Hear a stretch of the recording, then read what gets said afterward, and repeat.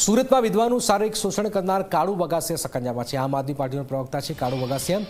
ગુનો નોંધાને 1 મહિના બાદ કાળુ વગાસિયાની ધરપકડ। વર્ષ 2024માં ફેસબુકના માધ્યમથી બંને સંપર્કમાં આવ્યા। લસકણાની વિધવાને 18 વર્ષનો પુત્ર હોવાની માહિતી સામે આવી।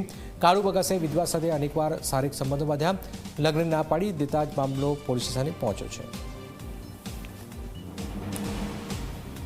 આરોપી જે આમ આદમી પાર્ટીના પ્રવક્તા તરીકે પોતાની ઓળખ આપતો હોય તે સતત પોતાની ધરપકડ ટાળવાના હેતુસર ગુજરાતમાં અલગ અલગ જગ્યાએ અલગ અલગ શહેરોમાં જઈ અને રહેતો હતો અને પોલીસ સતત એને પકડવા માટે પ્રયત્નો કરી રહેલ હતી। ગઈકાલે પોલીસને પોતાના બાતમીદારોથી જે બાતમી હકીકત મળેલ તે અનુસંધાને કાળુભાઈ ચતુરભાઈ વગાસિયાનાઓની આ ગુનાના કામે ધરપકડ કરવામાં આવેલ છે।